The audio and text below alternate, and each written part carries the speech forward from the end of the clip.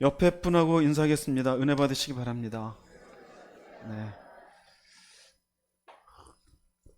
말씀 하나라도 잘 들으셔서 여러분의 마음밭에 잘 심으실 수 있기를 바라겠습니다.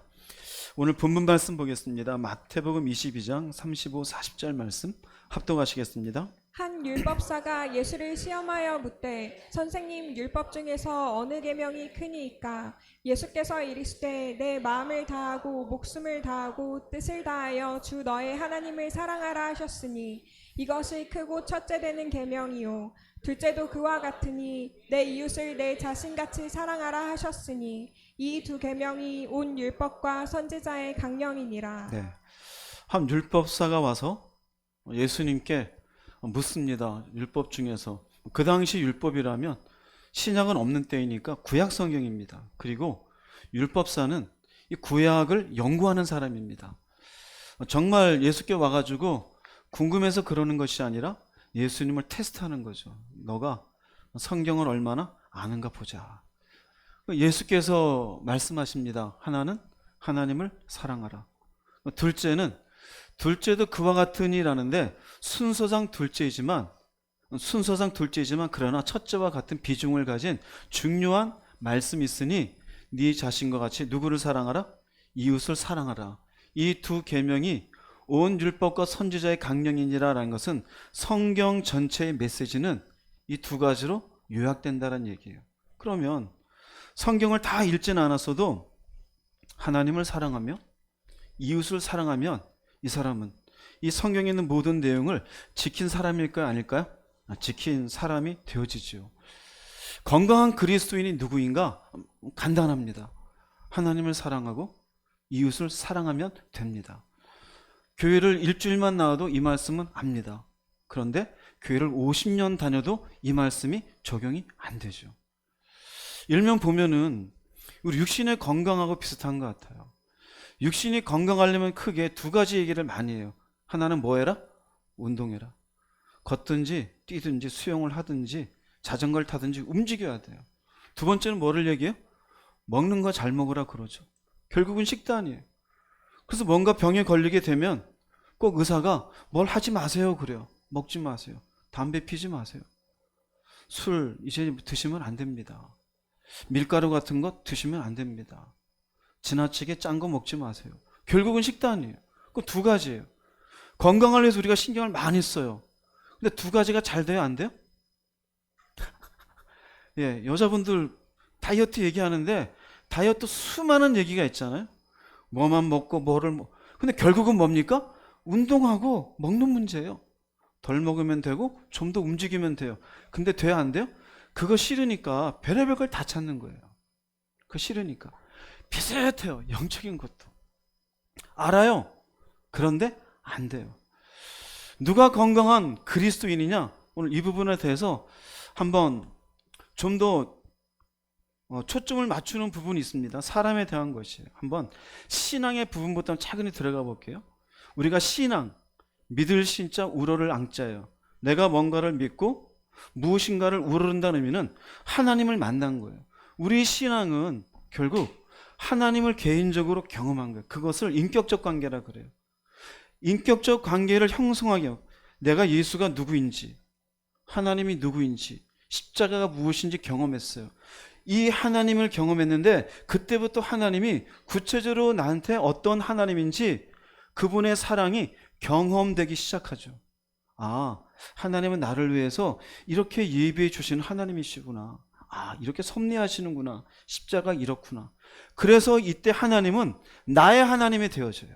나의 하나님. 각자가 경험한 개인적 하나님의 모양은 각각 달라요. 그러나 내 하나님은 이렇게 나를 사랑하셨어.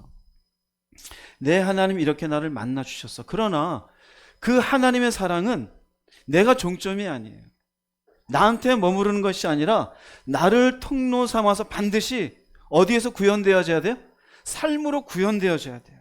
삶으로. 왠지 아세요? 왜냐하면 나의 하나님은 나만의 하나님일까요? 절대 그렇지 않아요. 나의 하나님은 나만 사랑하는 것이 아니라 저 사람도 사랑하시는 하나님이시기 때문에 그래요. 그렇기 때문에 내가 하나님의 사랑의 통로가 되어서 믿음이 확장되면, 즉 믿음이라는 것이 나가 아니라 저 사람에게까지 확장하게 되어지면 비로소 나의 하나님은 누구의 하나님이 되어져요? 우리의 하나님이 되어져요. 기독교인들이 세상에 나가서 욕먹는 것 중에 하나가 뭐냐면요, 자기는 하나님 만났어요. 근데 자기밖에 몰라요. 그래서 특히나 기독교인을 두고 희한하죠? 아이러니한데 굉장히 실리적인 인간이라 그래요. 자기밖에 모른다 그래요. 남들이 고생하건 말건 자기 피할 길만 찾아내요. 다른 사람과 고통을 나누는 게 아니라 그 고통을 나만 피하면 된대요. 그리고 나중에 하는 말이 하나님 나한테 이렇게 해줬대요. 그럼 믿지 않는 사람 눈으로 볼 때는 그 하나님은 네 하나님이 나랑 관계없다 이거예요. 우리 하나님이 될 수가 없어요. 어떻게 이렇게 됐을까요? 나만 잘 되면 됩니까? 아니요. 하나님은 그렇게 가르쳐 주신 적이 없어요. 왜 그럴까요? 아직도 여전히 이기적인 죄성에 머물러 있어서 그래요. 하나님의 은혜는 많이 경험했어요. 그분이 날 도우시고 우리 가정의 필요를 채우시고 아플 때 뭔가를 해주시고, 그런데 여기에 멈춰 있어요. 종점이 되어져 있어요. 은혜가 흘러가지를 않아요. 그래서 늘상 어디에만 있냐면 나의 하나님이에요. 내 하나님, 내 하나님, 내 하나님. 불편한 건 우리 하나님 그러면 싫어져요. 그 사람은 건강할까요? 건강하지 못할까요? 건강한 그리스도인이 아니에요. 건강한 그리스도인은 나의 하나님에서 우리의 하나님으로 넘어가는 사람이에요. 마태복음 6장 9절에서 13절 말씀 읽어보겠습니다. 그러므로 너희는 이렇게 기도하라. 하늘에 계신 우리 아버지여, 이름이 거룩히 여김을 받으시오며 나라가 임하시오며 뜻이 하늘에서 이루어진 것 같이 땅에서도 이루어지이다. 오늘 우리에게 일용할 양식을 주시옵고 우리가 우리에게 죄 지은 자를 사하여 준 것 같이 우리 죄를 사하여 주시옵고 우리를 시험에 들게 하지 마시옵고 다만 악에서 구하시옵소서. 나라와 권세와 영광이 아버지께 영원히 있사옵나이다. 아멘. 우리가 알고 있는 주님이 가르쳐 주신 기도입니다. 너희는 이렇게 기도하라. 성경에서 하나님이 친히, 예수께서 친히 기도의 내용을 알려주신 것은 딱 여기밖에 없어요. 그래서 이것을 주기도문이라고 얘기해요. 주가 가르쳐 주신 기도라 이거예요. 근데 여기 보세요. 나의 아버지가 아니에요. 우리 아버지예요. 나한테 먹을 거 주세요 이걸로 그치지 않아요. 우리에게 먹을 거 주세요. 내 죄 사해 주세요가 아니라 우리 죄를 사해 주세요. 나를 시험에 들게 하지 마옵시고가 아니라 우리 모두가 시험에 안 들었으면 좋겠습니다 입니다. 무슨 의미일까요? 나만이 만장? 나만이 하나님을 잘 경험하고 은혜 가운데 있으면 돼요? 아니에요. 나만이 죄 안 짓고 나만이 부자가 되고 나만이 큰일 안 생기고 나만이요? 주님은 그렇게 기도를 하라고 가르쳐 주신 적이 없어요. 결국 여기에 6번 반복된 우리는요, 나의 하나님이, 즉 내가 경험한 하나님이 우리의 하나님이 되도록 확장하라는 얘기예요. 근데 우리는 죽어도 안 하죠. 건강하지 못한 거예요. 나밖에 몰라요. 늘상 여러분 뭐라고 기도해요? 아버지 나의 하나님이죠. 알죠. 먹을 거 주세요. 알죠. 문제 해결해 주세요. 알죠. 근데 옆 사람은 쳐다도 안 봐요. 즉 우리 애가 건강한 신앙인이 되면요, 내게만이 아니라 저 사람에게도 좋으신 하나님의 은혜가 임하기를 바라는 기도를 하는 사람이 되는 것이에요. 자, 그러면 우리가 이 기도를 통해서도 깨닫게 되는 한 가지가 있어요. 건강한 그리스도인. 이 사람이 누구냐? 기도만 많이 하는 사람이 아니에요. 우리 흔히 얘기하는 경건생활 많이 한다, 그 사람이 건강하는 게 아니에요. 세상에서도요, 운동을 많이 해서 몸 망치는 사람 많아요. 먹는 거 조심하다 오히려 영양 결핍 걸리는 사람도 많아요. 기도만 많이 한다고 되는 게 아니에요. 건강한 그리스도인은 딱 기억하십시오. 사람이 보여야 돼요. 건강하지 않은 그리스도인은 자기밖에 몰라요. 기도 많이 하는데 자기밖에 몰라요. 교회 열심히 나오는데 자기밖에 몰라요. 장로가 되고 목사가 되었는데 자기밖에 몰라요. 건강한 그리스도인이 아니에요. 건강한 그리스도인은 사람이 보여요. 즉 나의 하나님이 저 사람의 하나님이기도 하고 저 사람의 아픔이 느껴지고 저 사람의 고독이 느껴져서 내가 무엇을 해줄 수 있을까라고 생각하는 사람이에요. 왜 그럴까요? 나의 하나님이 있기 때문에 그래요. 내가 경험한 하나님, 개인적인 관계, 인격적인 관계를 통해 하나님의 사랑을 경험했는데 그 하나님의 사랑은 반드시 사람을 보게 만들어요. 이전에는 안 가지는 마음이에요. 저 사람이 아프든 말든 나랑 관계가 없어. 먹든지 말든지 나랑 관계가 없어. 저 사람이 슬픈지 안 슬픈지 뭐 문제가 있나 보지. 신경을 안 써요. 주변에 사람이 많이 있어도 나밖에 모를래. 그런데 나의 하나님이 경험되어지면 이 사람이 어떻게 사는지가 관계가 관심 있게 되어져요. 왜 눈물 흘리지? 왜 저렇게 쓸쓸한 표정을 가지고 있지? 왜 구멍난 양말을 여전히 신고 있을까? 작년에 입었던 여름 옷인데 올해 또 입고 있네? 왜 그럴까? 이 마음이 왜 생길까요? 나의 하나님에서 내가 어떻게 하면 될까라고 생각하게 돼요. 이 사람이 어떤 사람이다? 건강한 그리스도인이에요.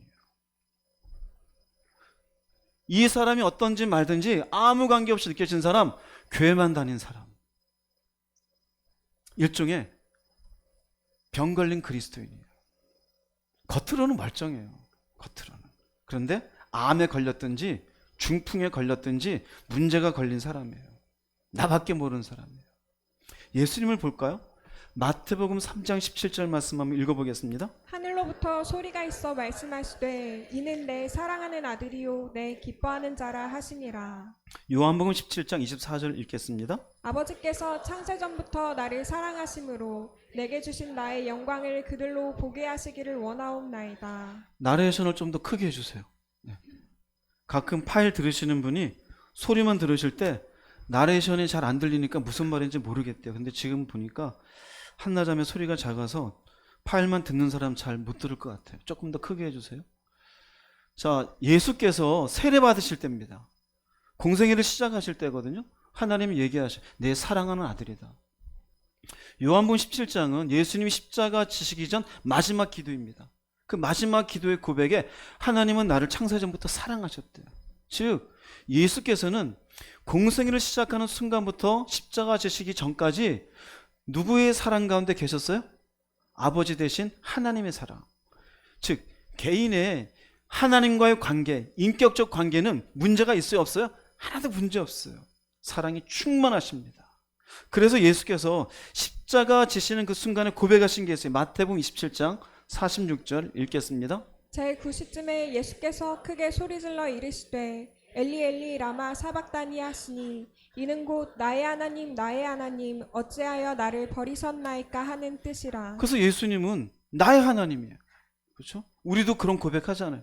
나의 하나님. 그럼 나의 하나님 왜 나를 버리셨나이까? 그 십자가에서 그 깊은 하나님과의 사랑의 교제 속에 있었던 교제가 끊어지는 그 단절감이 힘들게 하셨어요. 나의 하나님. 자, 그러면 하나님의 사랑으로 충만했던 그 사랑이 예수님이 여기에 개인적인 하나님과 관계로만 딱 끝납니까? 더 이상 흘려보내지 않고? 아니요. 예수님 이 땅에 왜 오셨는데요? 이 땅에 있는 사람들을 바라보고 이 사람들을 향해서 관심을 가지시고 마침내 지금 이 마지막 고백은 어디 위에서 하시는 고백이에요? 십자가 위에 왜 올라갔을까요? 하나님과의 관계에 있는 사랑을 누구한테 흘려보내고 있는 거예요? 사람에게요. 결단코 하나님을 사랑하는 그 사랑으로 멈추지 않아요. 그 사랑은 사람에게 흘러가요. 그래서 갈라디아서 2장 20절은 이렇게 고백합니다. 읽어보겠습니다. 이제 내가 육체 가운데 사는 것은 나를 사랑하사 나를 위하여 자기 자신을 버리신 하나님의 아들을 믿는 믿음 안에서 사는 것이라. 예수님이 십자가를 뭐라고 표현했냐면 나를 사랑하사 나를 위하여 자신을 버렸대요. 이 가운데 무엇이 있어요? 사랑. 이 사랑은 어디서 출발한 거예요? 하나님과의 사랑. 하나님과의 사랑. 즉 이 말씀은요, 예수님은 하나님의 무엇이 된 겁니까? 사랑의 통로가 되었어요. 우리를 사랑하사 제물이 되어주셨어요. 잘 기억하세요. 건강한 사람은 통로가 열려 있어요. 병든 사람은 통로가 막혀 있어요. 그래서 뭐밖에 몰라요? 뭐밖에 몰라요? 자기밖에 몰라요. 내가 먹는 것, 내가 입는 것, 내가 사는 것, 내 새끼, 내 자식, 내 사업장, 내 일터, 내가 돈 벌고 내가 성공하고. 그리고 교회 와서 또 기도하죠. 뭐만 기도할까요? 나만을 위해. 옆에는 죽든지 살든지 먹든지 말든지 놀든지 뭐하든지 괴롭든지 힘들든지 아무 관계 없어요.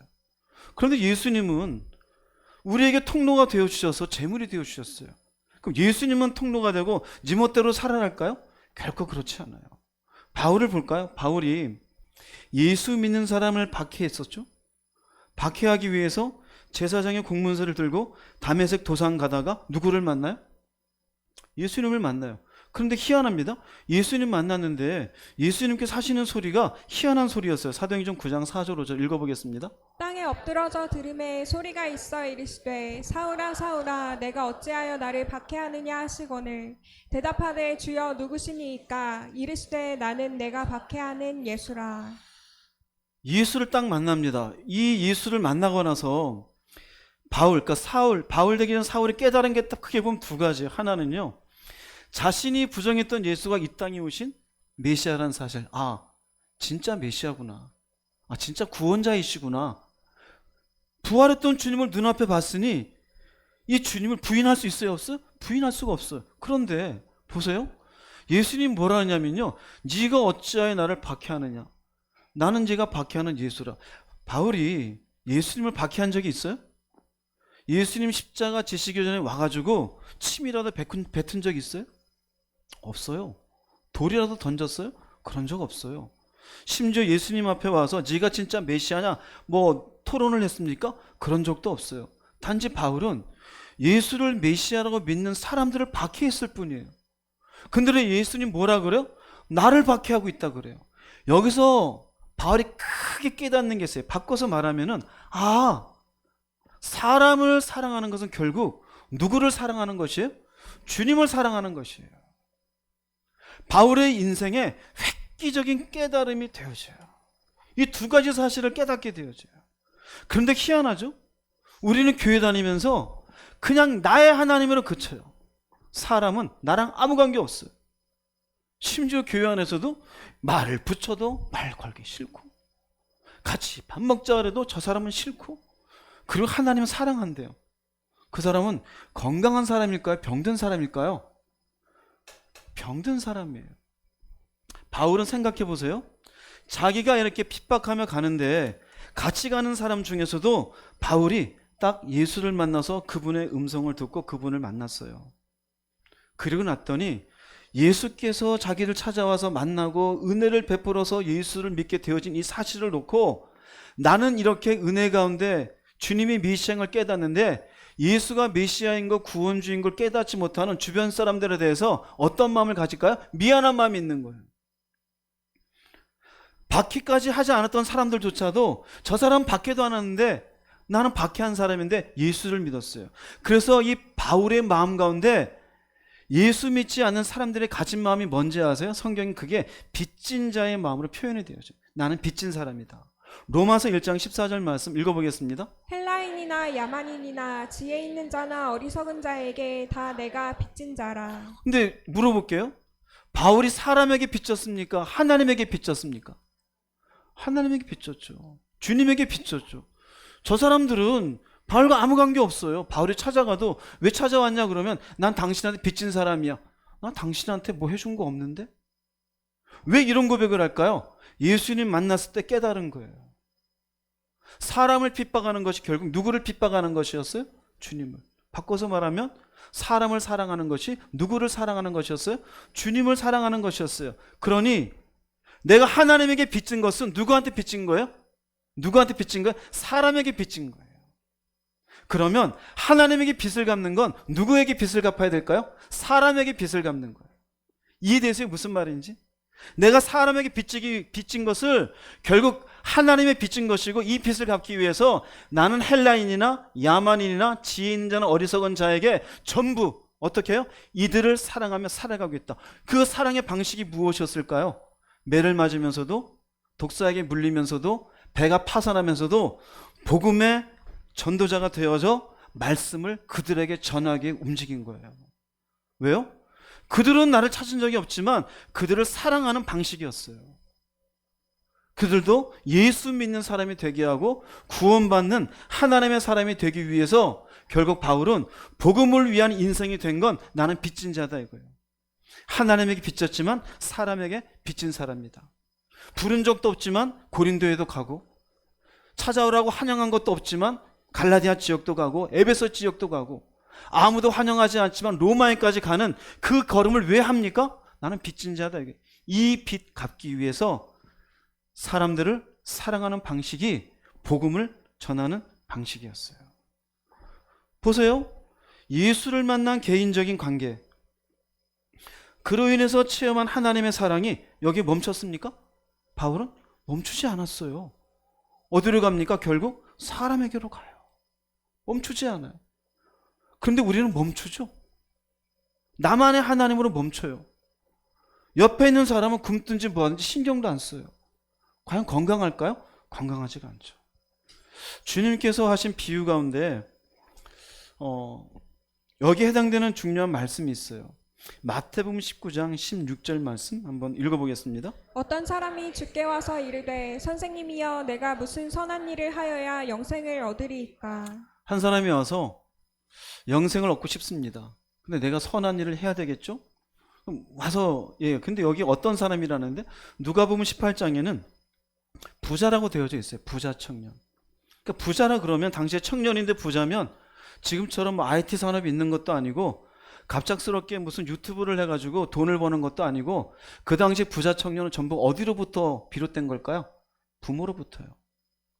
좋은 재산 상속받은 사람이에요.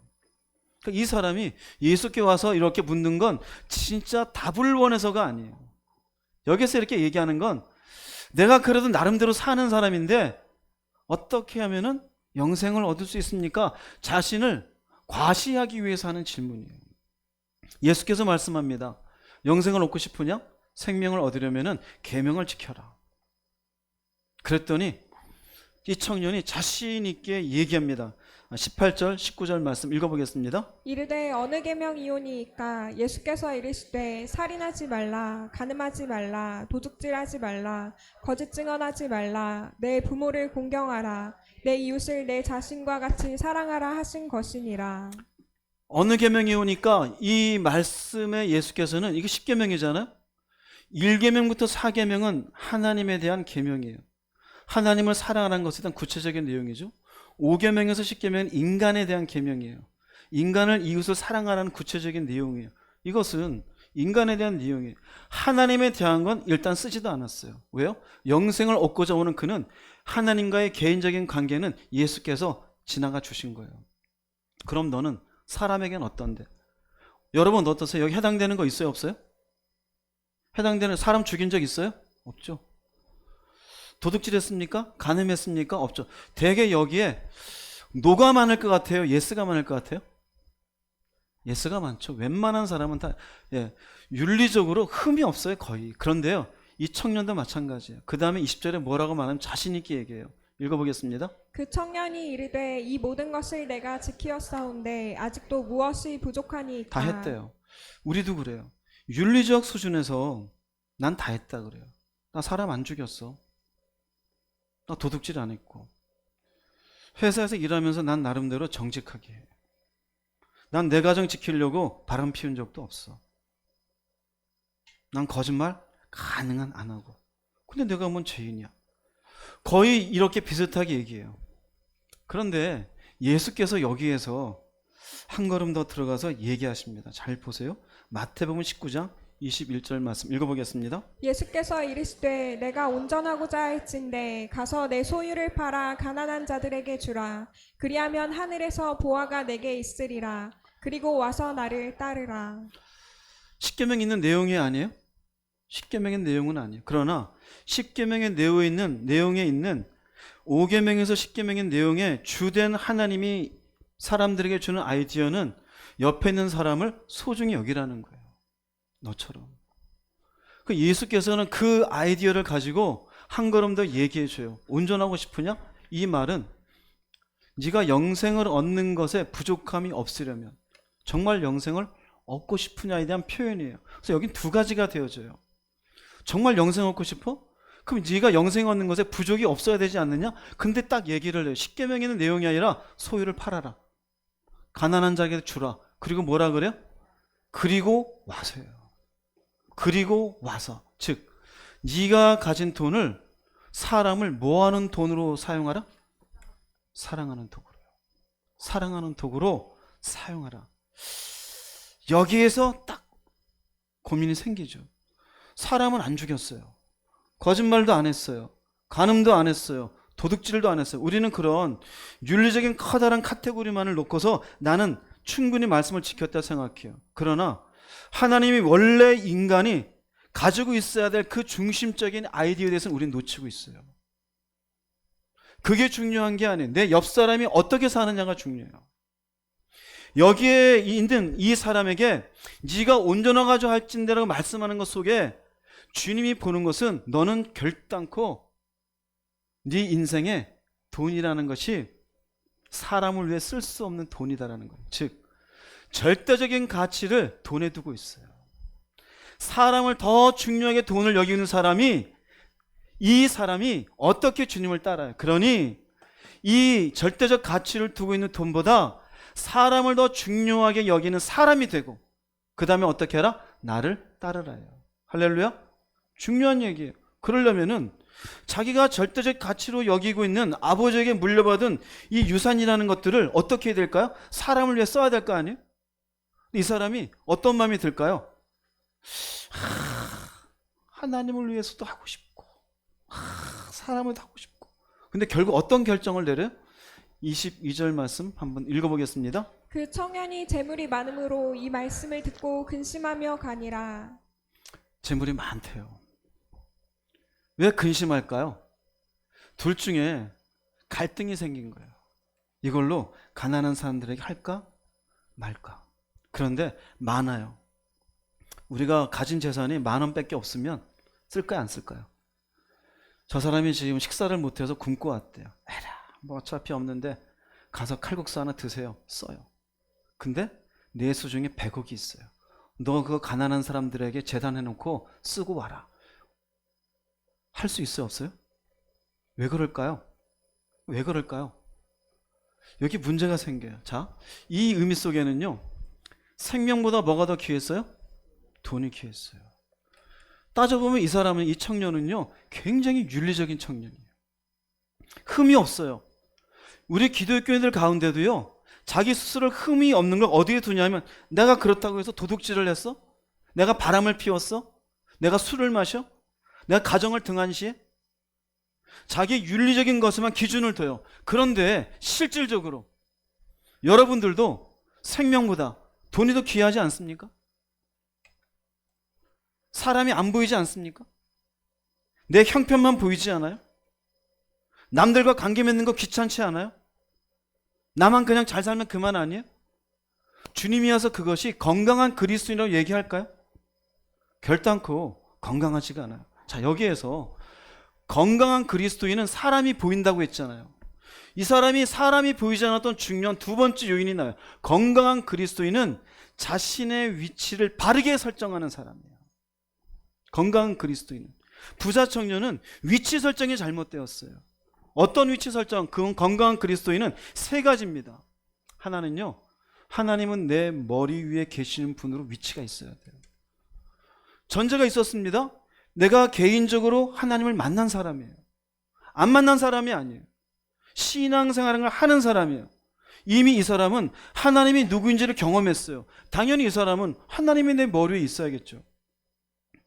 하나님이 나의 주인이 되시고 하나님이 내 걸음을 인도하시고 그 인도하심 가운데 그분의 섭리 가운데 순종하며 살아가는 사람, 하나님이 내 머리 위에 계시는 분, 이 사람이 건강한 사람이에요.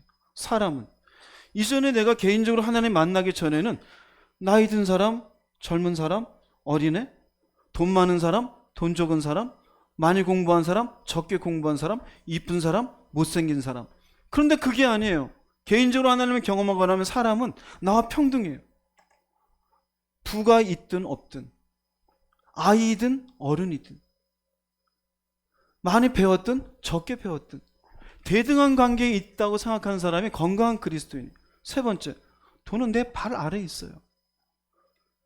돈은 언제든지 하나님이 주인 되신 그분을 위해 이 땅의 삶에 필요한 부분으로 사용할 때 사용할 뿐이지 결단코 돈은 내 머리 위에 있지 않아요.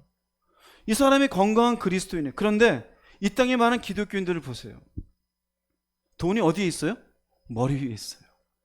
돈이 머리 위에 있으면 어떻게 될까요? 사람을 벌써 나누어요. 돈 있는 사람, 돈 없는 사람. 심지어 돈을 위하여 사람을 이용을 해요. 거짓말을 하고 사기를 치고 때로는 그 사람을 나눠요. 왜 그래요? 돈이 머리 위에 있어요. 하나님은 그럼 어디에 있을까요? 내 발 아래에 있어요. 그래서 하나님에게 명령만 해요. 주시옵소서. 말은 존칭어인데 내용을 보면 명령이에요. 이 사업장이 잘 되게 주시옵소서. 내 자녀가 이렇게 되게 주시옵소서. 이것도 이렇게 되게 거의 하나님에게 프레젠테이션을 하죠. 자, 하나님 이거 해주시옵소서 라고 하지만 사실은 뭐하고 있어요? 명령하고 있어요. 왜 그럴까요? 내 발 아래에 있으니까. 지난주에 얘기했던 이스라엘 백성들이 그랬죠. 하나님이 광야에서 이끌어가는데 홍해 만나고 자기들 결정해요. 차라리 애굽에 있는 게 나을 뻔했도다. 가나안 정탐하고 가서 자기들끼리 얘기해. 차라리 우리가 애굽에 가서 죽는 게 낫겠다. 우리가 장관을 세우자. 하나님 말한 것도 없는데. 말씀한 게 없어요. 결국 뭘까요? 돈이 내 머리에 있으면 결단코 사람을 돈보다 귀하게 여길 수가 있다 없다? 여길 수가 없어요. 왜 나는 옆에 있는 사람들을 쳐다보지 못할까? 돈 때문에요. 사실은. 깊숙이 들여다보세요. 깊숙이 들여다보세요. 부자 청년을 보세요. 왜 고민하다 떠나갔을까요? 돈이 머리 위에 있으니까요. 돈이 머리 위에 있으니까. 이 땅에 많은 기독교인들이 왜 변질될까요? 왜 기복신앙이 그렇게 쓰러져 갈까요? 결국은 뭐가 머리 위에 있어요? 돈이 머리 위에 있어요. 기도는 해요. 근데 기도 내용 속에도 뭐가 있어요? 돈이 머리 위에 있어요. 그저 하나님은 내가 구하면 그냥 명령하는 대로 움직이는 걸로 생각해요. 자기는 순종한 것도 없고, 자기는 하나님 말씀 앞에 나를 뼈를 깎는 어떤 내면의 싸움을 통해서 그렇게 살겠습니다라는 거 아무것도 없으면서 문제만 생기면 명령만 해요. 주시옵소서. 그리고는 자기 사업 계획서를 쫙 뿌려던져. 인생 계획서 이렇게 해주시고 이렇게 해주시고. 왜 그래요? 전부 돈 때문이죠. 돈 때문이에요. 왜 아이들을 어려서부터 유치원, 영어 유치원 왜 보낼까? 결국은 돈 때문에 그래요. 돈 많이 버는 자녀가 되라고. 왜 서울대, 서울의대를 그렇게 얘기할까요? 서울대 의대 나오면 뭐가 많아져요? 돈 때문에. 사회 유익을 위해서 너는 꼭 히포크라테스 선서대로 너는 어떤 사람이 가난함 가운데, 고통 가운데 질병을 있을 때 돈 받지 말고 질병을 치료해주는 의사가 되어라. 그래서 넌 꼭 의대 가야 돼. 그럽니까? 그런 부모 있어요? 없잖아요. 왜 의대 그래요? 돈 때문에 그렇죠. 성공은 결국 뭐하고 연결되어져요? 돈하고 연결되죠. 자신의 인생의 성취 그래요. 그 성취는 뭐하고 연결되어져요? 돈하고 연결되어져요. 뭐가 돼 있습니까? 돈이 전부 머리 위에 있어요. 전부 머리 위에 있어요. 그런데 돈이 머리 위에 있다고 얘기하면 자기의 가치가 떨어진 것 같으니까 말은 그렇게 안 해요. 그 포장해요. 하나님, 성령님, 당신의 뜻 가운데 하나님이 인도하시면 다 이렇게 될 줄 믿습니다. 뭘 믿어요? 뭡니까? 건강한 그리스도인이 아니에요. 건강한 그리스도인이 위치를 바라게 되어져 있어요. 이 자본주의 시대에 가장 하나님 앞에 내가 싸워야 될 중요한 대상이 바로 돈에 대한 생각이에요. 건강한 그리스도인은 돈에 대한 개념이 내 발 아래에 있어요. 주인 되신 하나님이 내게 허락한 물질이며 이 물질을 통해서 사람을 살리라면 살리는 것이고 쓰라면 쓸 수 있도록 움직여지는 사람이 건강한 그리스도인임을 깨달으시기를 바랍니다. 부자 청년은 이게 안 돼 있었어요. 그래서 예수께서 떠나가는 제자들을, 그 부자 청년을 보면서 이렇게 이야기합니다. 마태복음 19장 23, 24절 읽어보겠습니다. 예수께서 제자들에게 이르시되 내가 진실로 너희에게 이르노니 부자는 천국에 들어가기가 어려우니라. 다시 너희에게 말하노니 낙타가 바늘귀로 들어가는 것이 부자가 하나님의 나라에 들어가는 것보다 쉬우니라 하시니. 우리는 언뜻 이 말만 들으면 야, 부자 되면 천국 못 가나 보다. 아, 부자 안 되는 게 낫지 않아? 그러면서도 부자 되고 싶어 하죠. 주님이 왜 말씀하셨을까요? 이 말씀은 조금 전에 영생을 얻기 위해 찾아왔던 청년과의 대화를 통해서 떠나가는 부자 청년을 보고 제자들에게 깨닫게 하기 위해서 주신 말씀이에요. 봐라, 부자가 왜 천국에 못 들어가는지 아느냐? 이제까지 여러분 설교 말씀 들었죠? 왜 못 들어가는 것 같아요? 웅진웅진님, 부자가 천국에 들어가기 어려운 이유는요, 돈의 가치를 사람보다 더 귀하게 여기기 때문이에요. 할렐루야. 돈의 가치를 사람보다 더 귀하게 여겨요. 이것 때문에 안 돼요. 어떤 분이 저한테 그래요. 목사님, 11조 설교를 그래도 하셔야죠. 그래야 사람들이 듣고 깨달을 거 아닙니까? 내가 안 한다 그랬어요. 돈의 가치를 사람보다 여전히 귀하게 여기는 사람에게 아무리 하나님의 말씀에 이렇게 있다고 얘기해도 오히려 그 사람은 결국 시험 들 거다. 아직 복음에 온전히 예수를 믿지도 못하고 하나님의 나라도 경험하지 못한 그 사람에게 돈부터 얘기하면 복음이 방해가 된다. 나 그래서 안 한다. 나 죽을 때까지 11조 할지 안 할지 모르겠다. 그 설교 안 한다 그랬어요. 왜요? 이렇게 돈의 가치를 사람보다 귀하게 여기는 사람에게 예수를 얘기해 봐야 무슨 11조가 먹히겠습니까? 감사도 안 되는데 할 내용이 없는 거예요. 그 부자는 뭐예요? 결국 돈이에요. 돈. 이걸로 그래요. 이 얘기를 들으니까 제자들이 깜짝 놀라. 아니 그러면 부자는 천국 못 가는 거 아닌가? 그래서 25절 26절에 제자들의 모습을 볼게요. 읽어보겠습니다. 제자들이 듣고 몹시 놀라 이르되 그렇다면 누가 구원을 얻을 수 있으리이까? 예수께서 그들을 보시며 이르시되 사람으로는 할 수 없으나 하나님으로서는 다 하실 수 있느니라. 그럼 누가 구원 얻어요? 물으니까 예수님 얘기합니다. 사람으로 할 수 없다. 이 사람은 보통의 사람이에요. 하나님으로 할 수 있다는 의미는 이 사람이 하나님을 경험했을 때. 사람은 할 수 없어도 하나님은 하실 수 있다. 즉 하나님의 사랑을 경험하게 되어지면 얼마든지 가능하다. 즉 하나님의 사랑이 임하게 되어지면 위치 설정을 하게 되는 거예요. 정말로 하나님을 인격적으로 만나게 되어지면 하나님을 내 머리 위에 두게 되어져요. 돈을 사랑하지 말라는 말씀이 그렇게 힘들었는데 힘들어지지 않게 되어져요. 이걸 깨달으신 분 아멘 해보세요. 이렇게 많아요? 저희 교회? 다시 한번 솔직하게 얘기하세요. 솔직하게. 다시 물어볼게요. 하나님의 사랑이 임했더니 돈이 내 발 아래에 있더라. 깨달으신 분 아멘 해보세요. 좋은 교회네요. 그 사람은 안 돼요. 돈이 얼마나 중요해요. 근데 하나님의 사랑을 경험하면 하나님의 사랑으로 인해서 위치 설정이 되어져요. 여러분 자신을 보세요. 아멘이 되지만 진짜입니까? 또 아멘이 되지 않으신 분, 위치 설정이 바로 됐어요? 돈이 머리 위에 있지 않습니까? 돈의 가치가 사람보다도 귀하게 여겨지지 않습니까? 여러분이 기도하는 내용이 여러분의 삶에 무엇인가만 채워지기 바라는 기복적인 내용만 가득하지 않습니까? 교리적으로는 받아들이지 마십시오. 자, 이렇게 이제 설명을 하고 예수께서 이렇게 이 비유에 이 상황에 대해서 이렇게 정리를 하십니다. 19장 30절 말씀 읽어보겠습니다. 그러나 먼저 된 자로서 나중되고 나중된 자로서 먼저 될 자가 많으니라. 부자 청년을 만나고 난 뒤에 부자는 천국에 들어가는 것이 이렇게 힘들다 라고 얘기하고, 그런데 하나님은 된다 얘기하는 이 얘기를 하는 제자들이 눈을 깜빡깜빡합니다. 도대체 뭔 얘기인가? 먼저 됐는데 나중되고, 나중됐는데 먼저 된다. 여러분 이 말씀 알아요 몰라요? 알잖아요. 뭐 모른 척하지. 알아요 몰라요? 알죠.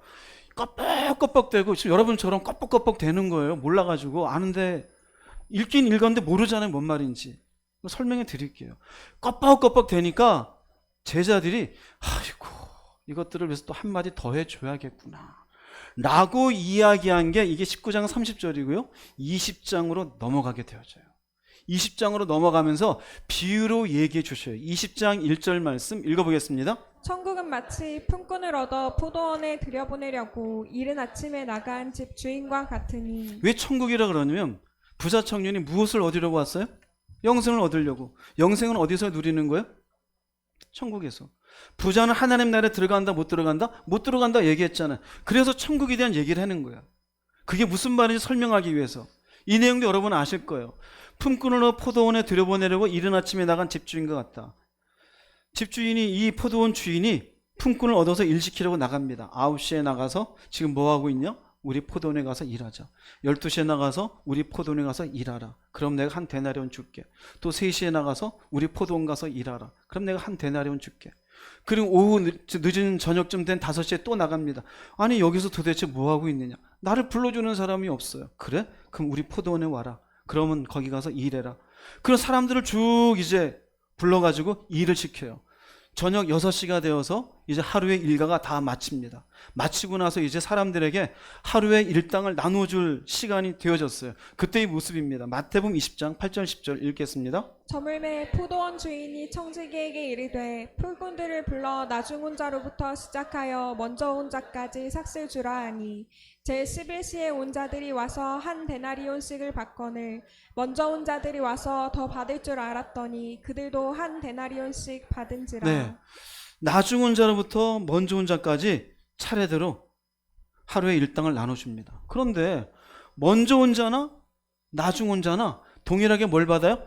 한 데나리온씩을 받아요. 그럼 여기에서 불평분자가 어디에서 나올까요? 나중 온 자가 나올까요? 먼저 온 자가 나올까요? 먼저 온 자가 불평이 생겨요. 아이씨, 주인 봐라. 아침부터 땡볕에서 이거 다 내가 수고했는데 저놈은 늦게 와가지고 나중에 허드렛 일만 하고 가는데 똑같이 한 데나리온이야? 그래서 주인에게 이렇게 불평합니다. 12절 14절 말씀 읽어보겠습니다. 나중 온 이 사람들은 1시간밖에 일하지 아니하였거늘 그들을 종일 수고하며 더위를 견딘 우리와 같게 하였나이다. 주인이 그 중에 한 사람에게 대답하여 이르되 친구여 내가 내게 잘못한 것이 없노라. 내가 나와 한 데나리온의 약속을 하지 아니하였느냐. 내 것이나 가지고 가라. 나중 온 이 사람에게 너와 같이 주는 것이 내 뜻이니라. 네, 아니 생각해 보십시오. 저 사람들은 1시간밖에 일하지 않았습니까? 나는 하루 종일 일했는데. 여러분 참 합리적인 거 좋아하죠? 계산하기 좋아하잖아요? 이 사람들 말이 맞아요, 틀려요? 맞는 것 같아요. 그런데 주인은 보십시오. 네가 나와 얼마를 약속했어요? 근데 네가 더 달라는 게 말이 되냐 안 되냐? 말 돼 안 돼요? 계약서에 네가 7,000원 썼잖아. 그럼 7,000원 가져가. 10,000원 썼으면 10,000원 가져가고. 그리고 뭐라 그래? 네 것이나 가지고 가라. 나중 온 이 사람에게 너와 같이 주는 것. 그러면 주인의 입장에서 늦게 온 이 사람에게 한 데나리온이 아니라 반 데나리온 주는 것이 합리적이겠죠. 그죠? 그래요, 안 그래요? 근데 왜 한 데나리온씩 줄까요? 주인은 합리적인 게 아니라 사람을 보는 거예요. 사람을 보는 거예요. 먼저 온 사람이 부당하지 않습니까? 아니, 안 부당해. 이 주인의 입장에서는 이렇게 하면 나한테 이윤이 많이 남겠구나라는 계산을 한 게 아니라 이 사람이 이것을 받아야 오늘 살 수 있는 사람이라는 것을 바라보는 무엇이 있는 거예요? 사랑이 있는 거예요, 여러분. 사랑이 있는 거예요. 너 것이나 가져가라 그러고는 주님이 하신 말씀이 뭐냐면 20장 16절 말씀 읽어보겠습니다. 이와 같이 나중된 자로서 먼저 되고 먼저 된 자로서 나중되리라. 이거 어디서 본 것 같죠? 조금 전에 말씀드렸잖아요. 19장 마지막 절은 이렇게 끝났다고. 부자 청년의 상황을 놓고 봐라. 나중된 자가 먼저 되고 먼저 된 자가 나중될 것이다. 이것을 이해하지 못하니까 지금 포도원에 대한 이야기를 설명하신 거예요. 그리고는 뭐라 그래요? 이와 같이. 똑같은 얘기가 되어져요. 부자 청년 얘기도 품꾼을 불러 모은 그 주인의 이야기 똑같이 되어져요. 자, 그러면 여기에서 품꾼을 불러 모은 주인의 얘기에서 먼저 된 자와 나중된 자의 모습을 볼게요. 먼저 온 사람 볼게요. 이 사람은 자기보다 일을 덜한 사람이 자기와 같은 금액을 받는 것을 못 받아들여요. 이 사람 눈에는 뭐만 보여요? 야, 어렵습니까? 예, 뭐만 보여요? 돈만 보여요. 교회 안에 이런 사람 무지하게 많습니다. 돈밖에 안 보여요. 자, 나중 온 사람 볼게요. 제가 좀 흥분해서 죄송합니다. 나중 온 사람은 당시 품꾼은 하루 벌어서 하루 살아가는 사람들이에요. 지금처럼 뭐 일거리가 많은 것도 아니에요. 그저 농사 짓는데 자기의 땅이 없으니 자기를 시켜주는 데 가서 일하는 거예요. 그래서 품꾼이에요. 하루 못 벌면 처자식이 굶어야 돼요. 생각해 보세요. 하루를 내가 가서 버려야 되는데 없어요. 그런데 하루 저물어 갈 때 1시간만 일하고 하루 품삯인 한 데나리온 받는 건 너무 가분한 은혜예요. 지난번에 여러분들의 야베가 제가 얘기해 줬어요. 내가 평생 예수 믿지 못하고 있다가 50대에서 60대에서 예수 만났어요. 얼마나 큰 은혜예요. 세상이 바뀌는 거예요. 이 사람은 생각해봐요. 내가 오늘 못 가져가면 모두 굶어야 돼요. 그런데 이 한 데나리온 받았을 때 이 사람 마음이 어떤 마음이 들까요? 어떤 마음이? 다음날 일할 때 주인이 자기처럼 일자리를 구하지 못하는 사람에게 더 큰 은혜를 베풀도록 최선을 다해서 일할까요? 일하지 않을까요? 이 사람에게는, 늦게 온 이 사람은 사람 눈에 사람은 안 보이고 돈만 보일까요? 안 그렇죠. 이 사람에게는 돈이 아니라 무엇이 보일까요? 사람이 보여요. 그러니 먼저 왔으나 나중 돼요. 나중 왔으나 먼저 되어져요. 무슨 차이인지 아세요? 사람이 보이니까요. 교회 나오는데 자기는 60년 교회 다녔대요. 옛날에 은혜를 받을 때 그 기도원에서 무슨 이런 은혜를 받고 저런 은혜를 받았대요. 어떤 은사가 있었대요. 그런데 사람이 안 보여요. 뭘까요? 먼저 되었으나 나중 되는 거예요. 교회 온 지 뭐 한 달도 안 됐어요.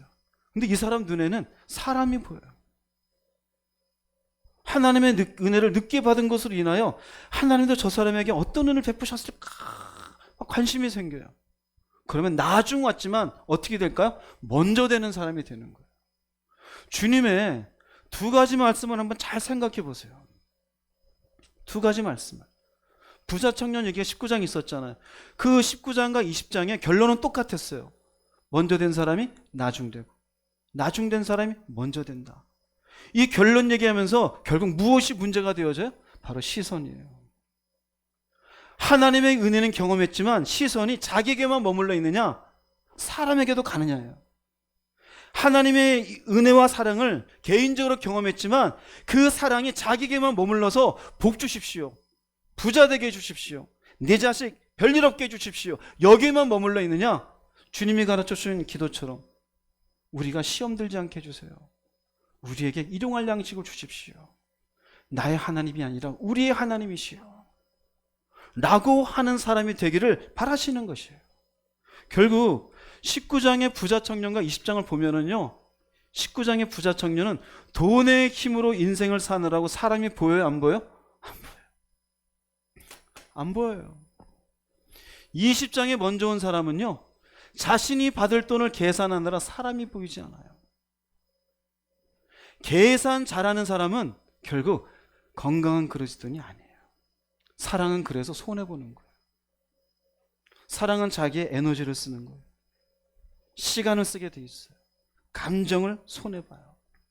물질을 쓰게 되어져 있어요. 그런데 둘 다 어떻게 돼요? 먼저 된 사람들이잖아요.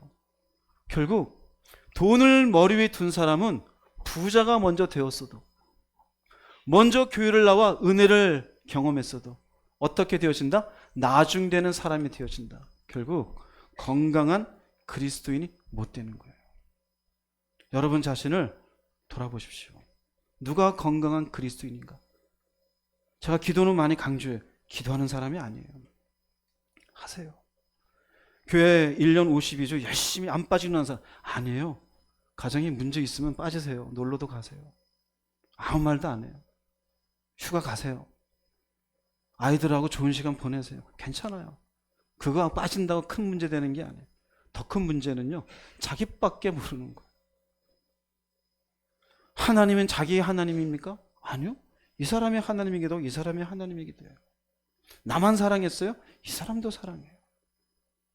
내가 어떻게 해서 하나님의 은혜 가운데 먼저 조금 더 돈을 벌었어요. 그렇게 되지 못한 이 사람에게 계산하지 아니하고 얼마나 힘들까, 얼마나 어려울까를 생각하는 사람, 그 사람이 건강해요. 위치 설정이 잘 돼야 돼요. 하나님이 여러분의 어디에 계십니까? 하나님이 여러분의 발밑에 있는 거 아닙니까? 돈이 머리에 있지 않아요? 돈이 여러분의 인생의 모든 움직이고 결정을 내리는 동기가 되어 있지 않아요? 그럼 건강하지 않은 거예요. 여러분은 영적으로 병든 신앙인이에요. 사도 바울의 모습을 볼게요. 사도행전 28장 30절 31절 읽어보겠습니다. 바울은 만 2년 동안 자기 셋집에 머물면서 찾아오는 모든 사람을 따뜻하게 맞아들여 아무런 방해도 받지 않고 담대하게 하나님의 나라를 전파하고 주 예수 그리스도에 대하여 가르쳤다. 사도행전의 마지막 장 마지막 절이에요. 바울이 갇혀있는 곳은 로마입니다. 2년 동안 갇힌 뒤에 어떻게 될까요? 죽어요. 자신의 인생이 결국 여기에서 마감이 될 것을 알고 있어요. 그러나 하나님의 은혜로 우리가 조금 전 보았잖아요. 예수께서 찾아와서 그리고 은혜를 받았고 빚진 자가 되어진 그 사랑을 어떻게 합니까? 자신의 인생 마지막 끝까지 어떻게 해요? 모든 사람을 따뜻하게 맞아들여요. 그게 뭐라고 생각했을까요? 빚을 갚는다고 생각했어요. 즉 사람을 사랑하는 것이 누구를 사랑하는 것이다? 하나님을 사랑하는 것이었어요. 그래서 그 셋집에 있으면서도 담대하게 하나님의 나라를 전파하고 주 예수 그리스도에 대해서 이야기를 하며 가르쳐 주었어요. 즉 바울은 하나님의 사랑을 사람에게 흘려보내는 통로의 역할을 다하는 것으로 어떻게 합니까? 인생을 끝내요. 억울할까요? 억울하지 않죠. 그런데 많은 사람들이 어떻게 살아요? 예수를 믿으면서도 사랑은커녕 끝까지 자신의 돈을 움켜쥐는 것으로 인생을 끝내죠. 위치가 잘못되어 있어요. 여러분 자신 보세요. 과연 그것이 건강할까요? 돈이 최고인 것 같아요? 죽을 땐 결국 어떻게 돼요? 다 나요. 내가 사 놓았던 옷들 다 없어져요. 어떤 사람들은 새 옷을 쟁여놓고 입지도 못하고 죽어요.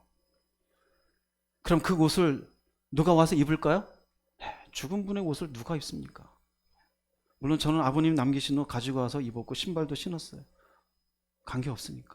근데 대개는 표현이 그렇지만 죽은 사람의 것을 걸치는 건 재수없다고 생각하죠. 본인의 아버지였어도 어머니였어도 죽으면 아무것도 아니에요. 사랑은 어떨까요? 그건 하나님 나라에 남아요. 왜요? 이게 건강한 그리스도인이 되어져요. 이 땅의 기독교인들 보세요. 얼마나 실리적입니까? 계산적이고 철저하게 따지고 사랑은 손해보는데 손해봐 주는 거예요. 아는데 모른 척 해주는 거예요. 그 사람을 살리기 위해서. 그리고 위치 설정을 잘하는 거예요. 여러분 자신을 보십시오. 나는 어떠한 사람인지. 그래서 건강한 그리스도인이 되기를 주의 이름으로 축복합니다. 결론을 드리겠습니다. 베드로전서 1장 21절 22절 읽어보겠습니다. 그리스도를 죽은 자 가운데서 일으키시고 영광을 주신 하나님을 우리가 그리스도를 통해 믿게 되었으니 여러분의 믿음과 소망은 이제 하나님께만 있는 것입니다. 여러분은 진리에 순종하여 자신을 깨끗하게 하였고 진심으로 형제를 사랑할 수 있는 마음을 갖게 되었으니 이제는 온 마음으로 서로 깊이 사랑하십시오. 21절은 개인적인 은혜의 관계예요. 하나님을 그리스도를 통해서 우리가 믿게 되었어요. 이제 믿음과 소망은 하나님께 있어요. 이건 인격적 관계예요. 그 다음 뭐라고 말해요? 이제는 네가 진리에 순종해서 자신을 깨끗하게 했으니 형제를 어떻게 사랑할 수 있는 마음을 가지게 됐다 이거예요. 그러면 하나님의 사랑이 이제 어떻게 돼요? 온 마음으로 서로 깊이 사랑하라. 이게 복음이에요. 사랑은 결단코 여기에 머무는 게 아니에요. 근데 희한하죠. 교회에 나와도 자기는 은혜 받았던 집에 가서 폭군인 아버지가 있고 자녀들의 형편은 돌아보지 않는 어머니가 있고 또 은혜 받았던데 부모는 생각지도 아니하는 그런 자녀도 있고 같은 공동체에 있는데 옷이 낡았는지 먹는지 굽는지 생각도 안 하고 말도 안 섞고 얘기도 안 하고 자기 혼자 살아가. 그리고 나의 하나님 그래요. 그게 건강할까요? 건강하지 않은 거예요. 믿음이라는 건 하나님과의 개인적인 관계로 절대로 끝나는 게 아니에요. 우리의 죄성 자체는 이렇게 끝나고 싶어요. 남들에게 신경 쓰지 않고 나도 신경 쓰고 싶지 않고 차 마시는 것도 불편하고 얘기하는 것도 불편하고 이게 죄성이에요. 인간은 내버려두기를 바래요. 그런데 사랑은요 움직이게 만들어요. 사람을 보게 만들어요. 내가 손해보게 돼요. 어떻게 하면 될까? 진짜 은혜를 받으면 폭군 같은 아버지가 자녀를 바라보는 마음이 달라요. 아내를 바라보는 마음이 달라요. 남편을 보는 마음이 달라져요. 어떻게 하면 될까? 그게 사랑이에요. 여러분들의 가장 작은 공동체인 가정부터 시작하세요. 사람을 보십시오. 그리고 위치 설정을 잘하세요. 그리고 교회에서 적용하세요. 그리고 난 뒤에 여러분의 일하는 일터에서 하십시오. 믿음의 사람은 반드시 사랑하는 통로가 되어져야 돼요. 이 사람이 건강한 그리스도인이에요. 여러분 모두가 병든 그리스도인이 되지 말고 건강한 그리스도인으로 끝까지 주님 앞에 서기를 주님의 이름으로 축복합니다. 기도하시겠습니다. 말씀을 생각하시면서 주님 한번 부르시고 통성으로 기도하겠습니다.